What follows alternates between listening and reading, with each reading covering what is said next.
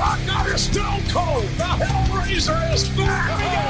Evolution of the Shield. John Cena versus the Showstopper. Hulk Hogan and The Rock in the same ring. You will never take my place at the head of the table. Undertaker with a Hell's Gate submission. Oh my God! What?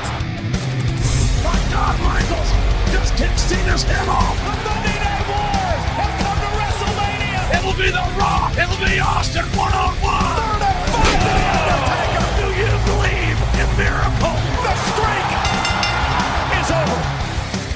Hey guys, what's going on, and welcome back to Rivalries on the WWE podcast on this September 4th, on a Saturday, once again, as it seems like I'm back on Saturdays, and this is actually kind of a cool episode because I haven't spoken to you guys in over 2 weeks. I know my episode actually dropped the last week, but that would have been recorded the week prior, and it didn't drop because with SummerSlam around the corner, there was just like a tidal wave of content, and in the end, it just made more sense to skip that week and bring it for next week. And now I'm back, and I'm really happy, and again, on a Saturday, but that's kind of becoming the norm, Friday, Saturday, but the good thing is that I'm here, and today we are here to talk about the rivalry between the Brothers of Destruction and the two-man power trip in 2001. A rivalry that did not last a whole lot long, but when you look at it, it was pretty significant in a lot of ways beyond just the name value, right? Because when you look at the names themselves, it tells you all that you need to know about how significant and impactful this rivalry was. But I really started thinking about this after Brock Lesnar returned, and Matt had brought it up several times. Other people had touched on it about, I believe even Jim Cornette, about what if Brock and Roman Reigns joined forces to form a modern day version of the two-man power trip. And I guess to go back and really start this rivalry, it's important to really outline as to where all four of these superstars were. So let's stop at the top of the mountain here, right? With Stone Cold Steve Austin. He had returned in October of 2000 after taking a year off due to his neck injury. And he dove headfirst into a rivalry with Triple H that lasted all the way until No Way Out 2001 in the 3 Stages of Hell match. And he had just won the Royal Rumble. He became the number 1 contender for the WWF Championship to headline WrestleMania 17. And as we know, after his rivalry completed with Triple H, he went on to face The Rock at the grandest stage in them all, which is regarded as the best WrestleMania of all time and probably the best main event to a WrestleMania of all time between The Rock and Stone Cold Steve Austin for the WWF Championship. And as we know, that rivalry, or that match rather, concluded with the most infamous heel turn in the history of professional wrestling. And I would say even more so than Hulk Hogan's heel turn with the NWO and WCW, because that one worked as opposed to Stone Cold Steve Austin, where I don't believe it did, and I don't think many believe it did, including Stone Cold Steve Austin himself. So Vince McMahon helps him win the WWF Championship, and the following night on Raw, he has a rematch against The Rock, this time inside a steel cage. And Vince McMahon gets involved again. It's a double team. And just when you think that a shining light is coming to the ring to help The Rock, we see the formation of one of the most deadly duos in the history of the WWF.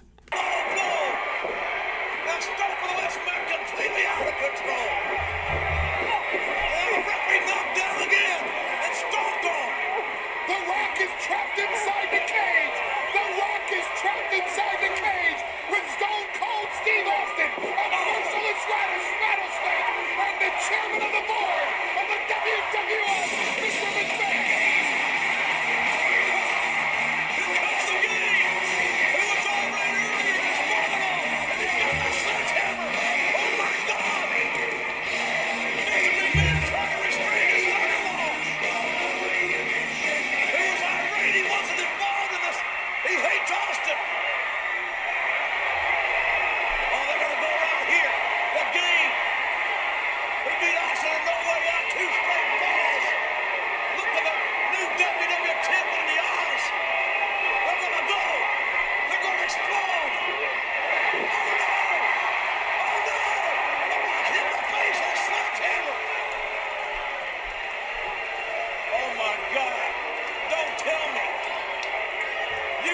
mean tell me that these three, Austin, Triple H, and McMahon, are on the same page? Please don't tell me that.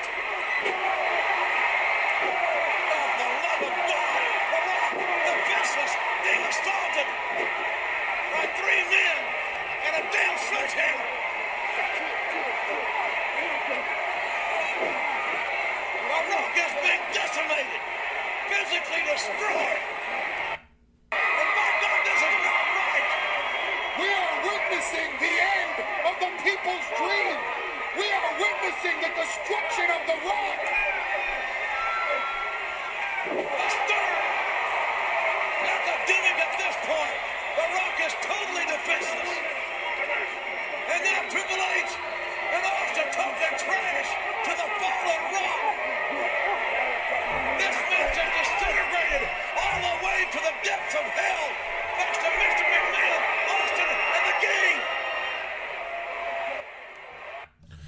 So, as JR said, all three of these guys were on one sadistic page, and I remember watching this, and obviously I'm a Rock fan, so in the moment, I'm losing my mind, I'm freaking out, probably crying a bit. No, I'm kidding. But I was very upset nonetheless. And, you know, I remember thinking back when Triple H's music hit, and I was just like, okay, I know he hates Steve Austin, and I know that they really have no love lost, but my God, he's gonna come help The Rock? Like, The Rock and Triple H for the entirety, rather, of the year 2000 were at each other's throats. And he came in, obviously doubles down as a heel. That's another thing. Triple H was a full-blown heel at this time and had been the biggest heel in the company up until Steve Austin had turned heel one night before. So I really wasn't shocked to see that Triple H wasn't the knight in shining armor coming out to the ring to, aid The Rock. And, this put The Rock off of television for 4 months. In storyline, it was because Vince McMahon suspended him. In real life, it was to go film The Scorpion King. But this really left Stone Cold Steve Austin and Triple H at the top of the mountain in the WWE, running roughshod on the entire company. And who the hell was going to stop them, right? And, The Rock was gone, the biggest babyface in the company. Stone Cold Steve Austin, the other biggest babyface in the company, had just turned heel and aligned himself with the biggest heel in the company. And to boot, they have Vince McMahon, the evil boss of this empire, pulling the strings behind the scenes. So they really were an unstoppable force. And this brings us to the following Raw, when Triple H has a match against Jeff Hardy for the Intercontinental Championship. And a match that he successfully wins and captures the Intercontinental title. A title that he had not held for, I want to say, 2 years or so, because from 99 to this time, he was always in the hunt for the WWF Championship. But Triple H wins that title, and now you have the two-man power trip holding the two most prestigious championships in the WWF at the time. But during this match, Stone Cold Steve Austin had attacked Matt Hardy backstage, and then you had Triple H and Stone Cold start beating the hell out of Jeff Hardy post-match. And this is when Matt Hardy comes to make the save down to the ring. And I'm going to preface this by saying that this is my favorite wrestling moment in the history of me watching this product, because it just checked all the boxes. Getting as much heel heat as possible to an absolute boiling point, a surprise, and a badass moment to have a show, specifically in this case Monday Night Raw, go off the air. So before I give it away too much, I'll play it and then we'll talk about it completely, because I have goosebumps in this very moment. So you have Triple H and Stone Cold Steve Austin running roughshod and just destroying the Hardy Boys, and eventually set their sights on Lita, until finally someone had enough. That's it. Stop it. Can we get some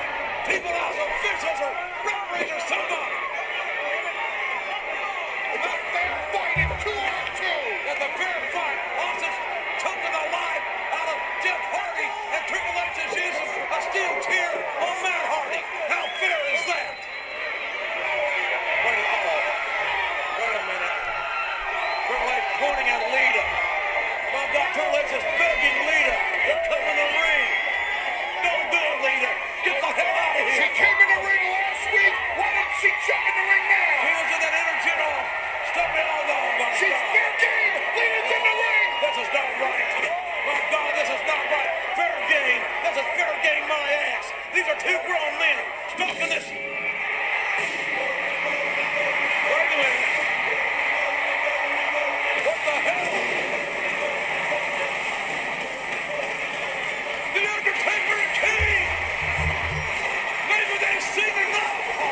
Maybe the Undertaker and Kane have seen enough.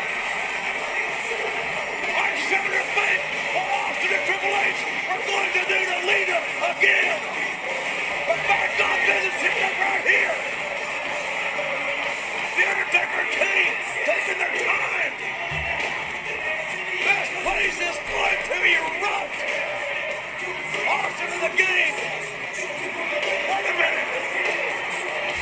Triple H and Austin leaving the ring. I've never seen that. You've never seen it while you just saw it for the first time. A great game plan by Stone Cold and Triple H. Yeah, I think there's a little problem. A little intimidation. The Undertaker and Kane stepping in the ring, and the top guys want to leave. Oh, I like this. I like this a lot. Man, that is just such a badass moment. I absolutely love it. So, you know, they're beating the hell out of the Hardy Boys. Then they throw Lita into the ring with the help of Stephanie McMahon. They're seemingly now going to set their sights on her. And then the lights go out. The explosion hits. Limp Bizkit's playing. The crowd's going nuts. And the Undertaker and Kane just slowly walk down to the ring. And as they get in, the two-man power trip retreats. And this is like when you knew that something big was on the horizon here. And this was kind of low-hanging fruit, right? Because for one, who the hell else did you have? You know, The Rock was gone. Austin was no longer a babyface. Who else would possibly be able to step up to Stone Cold Steve Austin and Triple H? And then you have these two guys who were quickly becoming, especially in the absence of The Rock, the two biggest baby faces on the roster. And just not 2 weeks prior, or I guess at this point it was just a week prior, Triple H and The Undertaker had their first ever match at WrestleMania 17, which was kind of like the sub-main event to Rock and Austin. So it was a low-hanging fruit in that regard as well, that you had, you know, a rivalry that was already very well established between The Undertaker and Triple H. And then you have Kane, who, in my opinion, this was kind of like the best version of Kane. He was just a badass babyface alongside The Undertaker. I do think he could have maybe gotten a main event run on his own, but that's neither here nor there. But this was just a subjective opinion. I know everyone would probably say, you know, when he first unmasked or something, or when he first showed up. But this, to me, was my favorite version of Kane as a babyface alongside The Undertaker. And in a lot of ways, this is when WWE really started pushing him and started to really cement him as a main event level talent. And I know you could say, well, they did that right out of the gate. He showed up and challenged The Undertaker. He fought against him at WrestleMania 14. He even had a rivalry with Stone Cold Steve Austin when the WWF Championship for a day. But that was all good, but I felt as though that was them just really trying to push the character because of the look and everything. As opposed to now, I felt like Kane had organically started to get over with the crowd, and, you know, it wasn't the WWE universe back then. And I think what was indicative of that was the Royal Rumble that had just passed, when he had at that time broke the record with 11 eliminations that was later on broken by Roman Reigns. So it made sense based on where both The Undertaker and Kane were at to be the two guys to finally step up to the two-man power trip. And I felt as though that it was also a very good thing for The Undertaker, because since he had returned in May of 2000, so just about a year as the American Badass, he never had really gotten back into the main event scene. and he had not held the title since. You know, he had a brief program with Kurt Angle feuding over the WWF Championship. He was involved in the Armageddon six-man Hell in a Cell match, a match that Angle won as well when Taker choke pushed Rikishi off the top of the cell into the pickup truck. But I also really felt as though it was important for The Undertaker to become reestablished as a main event guy. Because, you know, you had The Rock versus Triple H, then Kurt Angle won the WWF Championship at, I believe it was No Mercy in October of 2000. Stone Cold Steve Austin returned. So The Undertaker, before you knew it, really got pushed down the card. And then they elevated him back up the card for WrestleMania 17 for his match against Triple H. So it was important to keep establishing or reestablishing The Undertaker as a main event level talent. And as I previously said, when you had nobody seemingly to stand up to the two-man power trip, this really was low-hanging fruit for Vince McMahon to go with. I don't even know if there was a creative team back then. I guess it was Jim Cornette and Vince Russo. No, Vince Russo had already left. But nevertheless, whoever was booking at that time, this was low-hanging fruit. And to be honest, in retrospect, there was really no other option. So the following SmackDown, because as we know, no brand split at the time, both all talents were on both shows, we got to hear from The Undertaker and Kane why exactly they chose to put a stop to the two-man power trip. Throughout all the years, Kane and I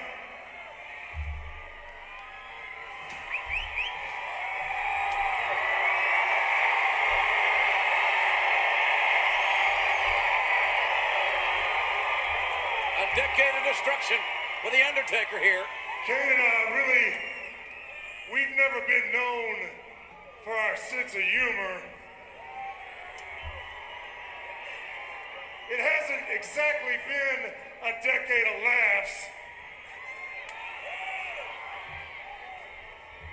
It's been a decade of destruction.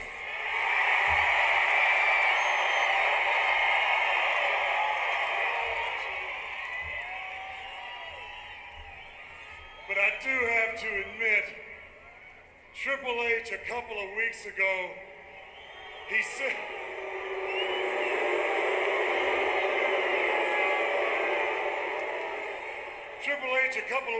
said something, and I'll be damned if I didn't think it was the funniest thing I ever heard. So, Mr. TV producer man, if you'll roll that footage, I want everybody to take a look at it. Because what you see standing in this ring before you right now is the two most dominant men in the World Wrestling Federation today, in the past, in the future. Kane, you want to see that one more time? I thought so. Let's roll that one more time. Because what you see standing in this ring before you right now is the two most dominant men in the World Wrestling Federation today, in the past, in the future. Now, I told you that was funny. Now, speaking for the two most dominating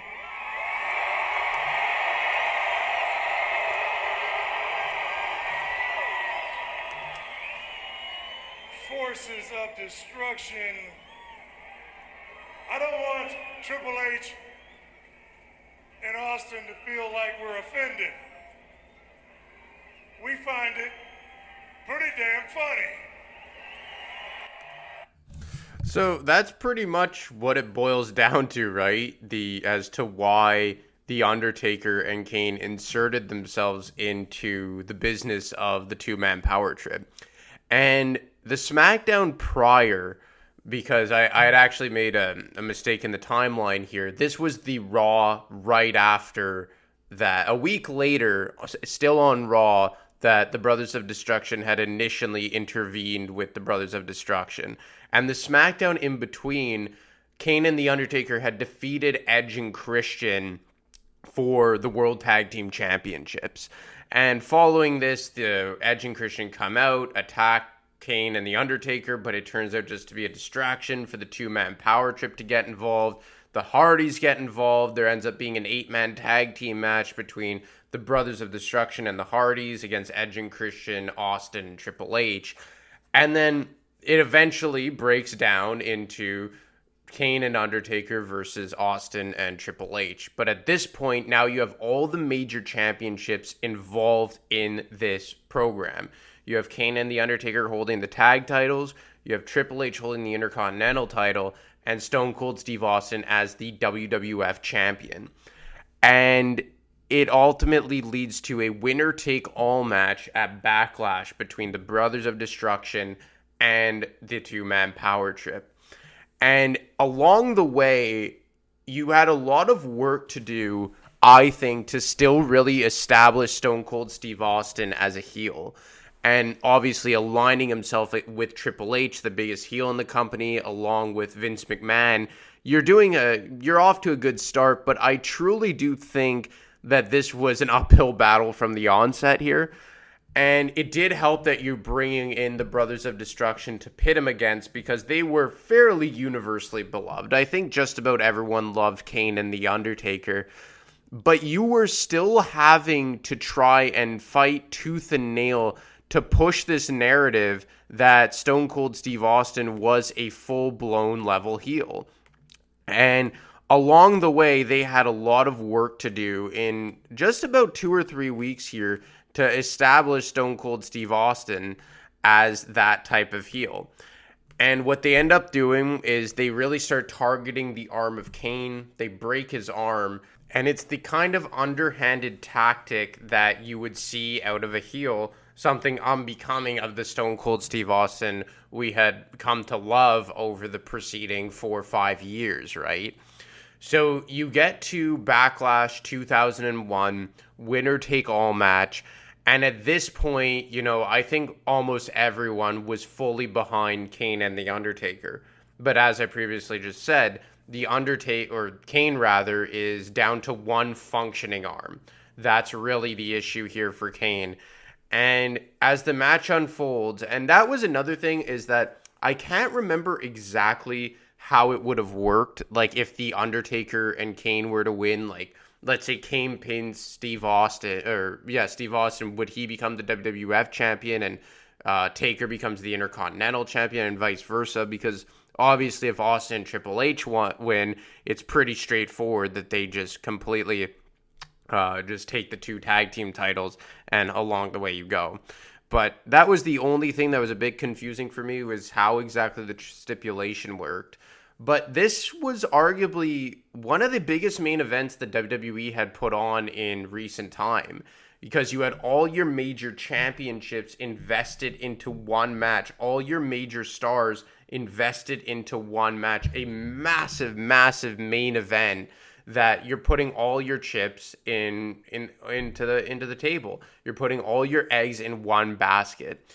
So when the match is finally playing out, we got to see which team would walk away with all the gold. The WWF champion. And it's Austin going for the cover. And The Undertaker came in with a shot right to Austin's head. I don't understand why the game didn't go for the cover.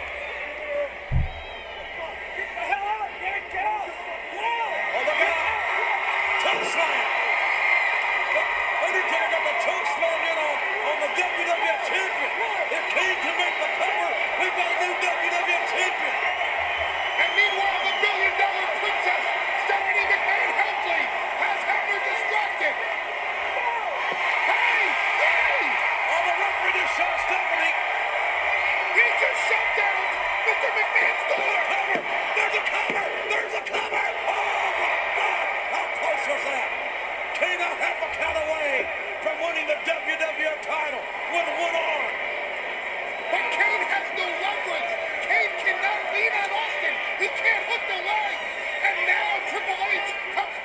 to the game. Another tag. Austin and the gang make the exchange. And Kane with the interference. And Triple H right into the official. Kane's got to make a tag here. Referee Earl Hebner got hit right in the face. Kane is close to his corner. Kane is there. Kane made the tag. I'm not so sure the referee saw it, but Kane did make the tag. And the Undertaker opening up on Austin. Opening up on the game. Triple H a legal man here. And the Undertaker manhandled. Single-handedly beating down the Intercontinental Champion.